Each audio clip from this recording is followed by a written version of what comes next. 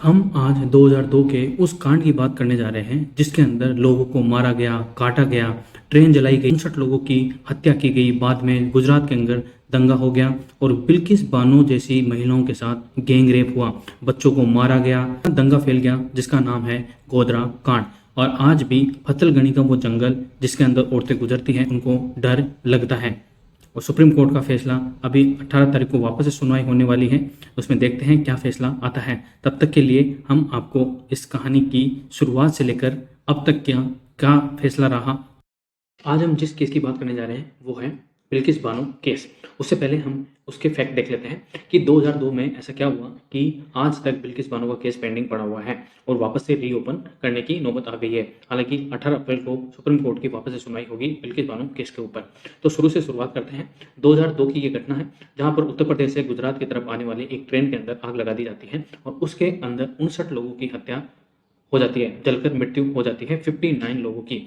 और ये घटना है 27 फरवरी 2002 की। 28 फरवरी को बिल्किस बानो की बस्ती में लगने लगता है कि अब यहाँ पर रहना सुरक्षित नहीं है, इसलिए वो एक गुट बनाकर वहाँ से जल्दी निकलना चाहते थे। और इसी दौरान गोधरा कांड के बाद गुजरात में दंगे भड़क गए थे। बिल्किस की बस्ती के लोगों को लगने लगा था कि अब गांव में रहना सुरक्षित नहीं है, इसलिए 28 फरवरी की सुबह वे अलग अलग टोलियों में निकल गए। इन्हीं में से एक टोली सद्दाम और बिल्किस थे।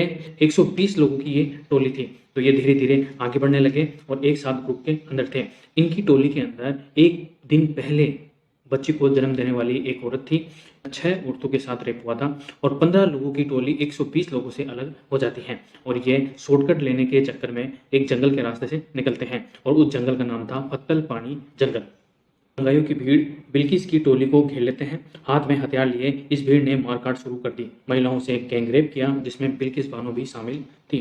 बच्चों को कत्ल कर दिया गया और सद्दाम पर भी हमला हुआ। इसको खाई में फेंक दिया गया और उसके ऊपर एक पत्थर रख दिया गया और उसके बाद सद्दाम बेहोश हो गया था, क्योंकि 15 लोगों की टोली के अंदर से सिर्फ बिल्किस बानो और सद्दाम ही जिंदा बचे थे और सद्दाम एकमात्र गवाह था इस केस का और इस घटना का, लेकिन वह बच जाता है जैसे कि मैंने आपको बताया।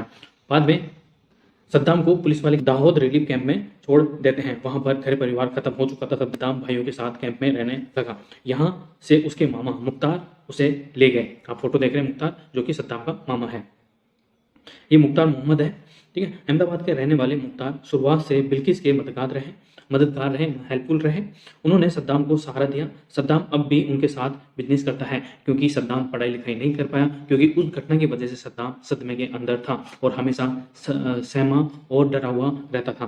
फतेहपुर गांव के एक घर में समीम ने बच्चे को जन्म दिया था, जो कि बिल्किस बानो की टोली के अंदर एक महिला थी और उसने एक दिन पहले ही बच्चे को जन्म दिया था। उसकी हालत चलने लायक भी नहीं थी और जो दंगाई थे, ठीक है, उन्होंने उसके साथ भी गैंगरेप किया और 1 महीने की बच्ची को पत्थर के ऊपर गिराकर पटक कर मार दिया। तो वह भी इस टोली के साथ थी। बिल्किस और उसके पति याकूब बच्चों और जरूरी सामान लेकर सुरक्षित ठिकाने की तलाश में निकले थे। बिल्किस उनसे अलग हो गई, तभी दूसरी टोली पर दंगाइयों ने हमला कर दिया, जैसे कि मैंने आपको पहले बताया था। बिल्किस और उसके साथ मौजूद लोग कुआंजर के सरपंच रहे सुलेमान के घर पहुंचे थे। यानी कि वो फत्तल पानी जंगल में जाने से पहले कुआंजर के सरपंच के घर गए थे ताकि वहां से कुछ राशन पानी और कुछ मदद मिल सके। सुलेमान उस दिन घर पर नहीं था, घर पे उसका नौकर था, लेकिन उन्होंने नौकर से कहकर सभी को रुकने और खाने पाने का इंतजाम करने दिया। ये थे पूर्व सरपंच सुलेमान। पत्तलपुर गांव के सरपंच रहे अबेसी घाट ने बिल्किस के साथ मौजूद लोगों को आगे न जाने के लिए कहा था। वे कहते हैं, शायद मैं और जोर देकर कहता तो ये हादसा ही नहीं होता। आज तक उनको अफसोस होता है इस घटना का, काश मैं उनको रोक लेता। और ये वो जगह है पत्तलपानी के इसी जंगल में 6 औरतों के साथ गैंगरेप किया गया था। इसमें बिल्किस बानो, उसकी माँ, 2 बहनें समीम और अमीना शामिल थी। बिल्किस की एक बहन सिर्फ 13 साल की थी और उसके साथ भी गैंग रेप हुआ था। आप सोच सकते हैं कितनी भयंकर दर्दनाक वो स्थिति रही होगी। और जब उनके ऊपर कुल्हाड़ी, हंसिया, दांतली और लोहे की रोड तक चलाई गई होगी तो कितनी दर्द वो सही होंगी। और एक ने तो एक दिन पहले ही बच्ची को जन्म दिया था, उसकी चलने की हालत भी नहीं थी और प्रसव पीड़ा से वो ऊपरी भी नहीं थी, उसके साथ भी गैंगरेप हुआ था। बिल्किस बानो ने एक ही दिन में अपने 2 बच्चों को खोया था, क्योंकि बिल्किस बानो 5 महीने की प्रेग्नेंट थी और उसकी 2.5 साल की एक बच्ची भी थी। वह एक ही दिन में अपने 2 बच्चों को खोने वाली एक महिला थी।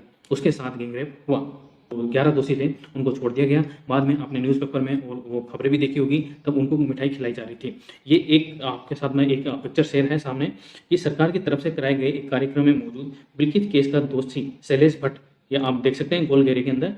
शैलेश का घर बिल्किस से महज 300 मीटर की दूरी पे था, मतलब एक पड़ोसी होने के बाद भी उसने इस घटना को अंजाम दिया और बाद में यह छूटने के बाद एक सरकारी कार्यक्रम में नजर आया, जो कि वहां पर गुजरात के अंदर 27 सालों से बीजेपी की सरकार है और ये बीजेपी के ही जो सरकारी कार्यक्रम में ये नजर आता है। अब साथ में कुछ टाइमलाइन देख लेते हैं और बिल्किस बानो के साथ क्या क्या हुआ वो भी हम देख लेते हैं। तो ये वो सद्दाम है जो इस केस का एकमात्र गवाह है, ठीक है। ये 2002 में सद्दाम की जो उम्र थी वो 7 साल थी और 2023 में सद्दाम 28 साल का हो जाता है। बिल्किस केस का अकेला चश्मदीद गवाह। ये बिल्किस बानो केस की एडवोकेट है, वकील है। चार्जशीट इतनी मजबूत थी कि 6 पुलिस वाले और 2 डॉक्टर भी कन्विक्ट हुए, मतलब उनको भी दोषी पाया गया। अब आगे देखते हैं कि उनको दोषी क्यों पाया गया। यह बहुत कम होता है कि पुलिस और डॉक्टर को भी अपराधी माना जाए। बिल्किस बानो के 11 दोषी हैं जिनको छोड़ दिया गया था और उसी के बाद से बिल्किस बानो ने वापस सुप्रीम कोर्ट में याचिका दायर की और वापस से केस को रीओपन करवाया है। जैसा कि मैंने आपको बताया कि 2 डॉक्टर और पुलिस वाले भी इस केस के अंदर कन्विक्ट पाए गए, मतलब दोषी पाए गए हैं। अब क्यों पाए गए हैं वो हम इसके अंदर देखने वाले हैं। बिल्किस केस में सिस्टम की लापरवाहियां, संदेह के आधार पर पुलिस ने क्लोजर रिपोर्ट मजिस्ट्रेट को सौंप दी, मतलब संदेह के आधार के ऊपर कि ऐसी कुछ घटना हुई ही नहीं थी, इसलिए पुलिस ने केस बंद करने की ठान ली। पुलिस ने कहा कि आरोपी मिल नहीं रहे हैं, इसलिए केस बंद करते हैं। मजिस्ट्रेट ने बिना बिल्किस को सूचना दिया केस क्या कर दिया, बंद कर दिया। सेक्सुअल असोल्ट के बावजूद डॉक्टर्स ने गलत पोस्टमार्टम रिपोर्ट बनाई, इसीलिए 2 डॉक्टर्स को दोषी करार दिया गया। बिल्किस पर स्टेटमेंट वापस लेने के लिए दबाव बनाया गया। अब बिल्किस केस के कुछ टर्निंग पॉइंट्स हैं वो देख लेते हैं। सबसे पहला, बिल्किस ने बार बार दोषियों के नाम लिए, इससे स्टेटमेंट में एक जैसी बातें दर्ज हुई। जैसे ही आप देखिए, सच्चाई को कोई झुठला नहीं सकता, सच्चाई ही रहती है, उसको बदला नहीं जा सकता। तो बिल्किस ने बार बार एक ही तरह का बयान दिया, इसका मतलब बिल्किस के साथ वैसी घटना घटित हुई थी। डिस्ट्रिक्ट कलेक्टर बिल्किस से मिली और तुरंत हायर अथॉरिटी को डॉक्यूमेंट्स भेज दिए, कागजात भेज दिए। इस केस सीबीआई के पास जाना और सीबीआई वहां तक पहुंची जहां पर शवों को छिपा दिया गया था, मतलब हत्या करके शवों को छिपा दिया गया था। वहां तक सीबीआई का पहुंचना भी इस केस के लिए बहुत ही हेल्पफुल रहा। केस का गुजरात से बॉम्बे हाईकोर्ट में ट्रांसफर होना, इससे दोषियों को सजा मिलना तय हो गया। तो एक बार टाइमलाइन देख लेते हैं कि कैसे कैसे 27 फरवरी 2002 से और आज वर्तमान तक का क्या प्रोसेस रहा है, ठीक है। तो 27 फरवरी 2002 को अयोध्या से गोधरा आ रही साबरमती एक्सप्रेस के 2 कोच चला दिए गए, मतलब 2 ट्रेन के डिब्बे चला दिए गए थे, जिसमें मैंने जैसे कि आपको बताया 59 तीर्थ यात्रियों की मौत हो गई थी। फिर 3 मार्च 2002 को बिल्किस बानो के परिवार पर हमला, 5 महीने की प्रेग्नेंट बिल्किस बानो के साथ गैंगरेप और 3.5 साल की बच्ची का कत्ल, मतलब बिल्किस बानो ने एक ही दिन के अंदर अपने 2 बच्चों और खुद के साथ ऐसी दर्दनाक घटना हुई। परिवार के कुल 13 लोगों की हत्या हो गई थी। 2002 से 2003 सबूत नहीं होने पर स्थानीय पुलिस ने केस दर्ज करने से मना कर दिया था। दिसंबर 2003 में बिल्किस बानो ने सुप्रीम कोर्ट में याचिका दायर की। कोर्ट ने सीबीआई को मामले की जांच करने का आदेश दिया। फिर साल 2004 आता है जिसमें सीबीआई ने सभी संदिग्धों को गिरफ्तार कर लिया। यह बिल्किस बानो में एक बहुत बड़ी जीत साबित होती है। फिर साल 2008 आता है, अगस्त 2004 में क्या होता है, बिल्किस ने सबूतों से छेड़छाड़ और गवाहों को नुकसान पहुंचाने का मुद्दा उठाया, जिसके बाद हाई कोर्ट ने केस को अहमदाबाद से बॉम्बे हाई कोर्ट ट्रांसफर कर दिया। फिर जनवरी 2008 में निचली अदालत ने 13 लोगों को बिल्किस के साथ बलात्कार करने, आपराधिक साजिश में शामिल होने और हत्या का दोषी करार दिया। कितने लोगों को? 13 लोगों को, जिनमें से 11 को उम्र कैद की सजा मिली और इस फैसले पर दोषियों ने हाई कोर्ट में चुनौती दी थी। बात जुलाई 2011 की आती है, उसमें सीबीआई ने बॉम्बे हाई कोर्ट में याचिका दायर कर दोषियों को फांसी की मांग की थी। किसने? सीबीआई ने, सेंट्रल ब्यूरो ऑफ इन्वेस्टिगेशन ने। 15 जुलाई 2016 में दोषियों की अपील पर बॉम्बे हाईकोर्ट ने सुनवाई की। उसके बाद सितंबर 2016 आता है और दोषी के वकील ने मामले में कई गवाहों से फिर से पूछताछ करने की अपील करता है। जैसे कि आप मूवीज के अंदर देखते हैं कि उनसे काउंटर क्वेश्चन किया जाता है। बॉम्बे हाईकोर्ट ने उनके अनुरोध को अस्वीकार कर दिया। दिसंबर 2016 आता है, बॉम्बे हाईकोर्ट ने 11 कैदियों और सीबीआई की याचिका पर फैसला सुनाता है।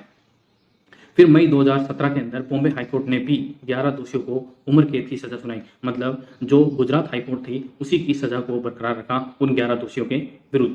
15 मई 2022 आता है और 15 साल से अधिक जेल की सजा काट चुके कैदी ने सुप्रीम कोर्ट से रिहाई की मांग करते हैं। 15 साल से अधिक हो गए थे। 15 अगस्त 2022 को गुजरात सरकार की नीति के तहत 11 दोषियों को रिहा कर दिया जाता है। यहीं से केस का रीओपन होता है बिल्किस बानो के द्वारा, क्योंकि बिल्किस बानो की तो पूरी जिंदगी ही समाप्त हो गई थी। यह है बिल्किस बानो हो, ठीक है। इसके साथ गैंगरेप हुआ था 2002 के अंदर। अब 18 अप्रैल को फिर से सुनवाई होनी है सुप्रीम कोर्ट के अंदर, क्योंकि सुप्रीम कोर्ट ने गुजरात हाई कोर्ट और बॉम्बे हाई कोर्ट से इस केस की फाइल मंगवाई है। अब देखते हैं, देखिए 18 अप्रैल 2023 को अंदर क्या फैसला आता है सुनवाई के दौरान। तब तक के लिए थैंक यू।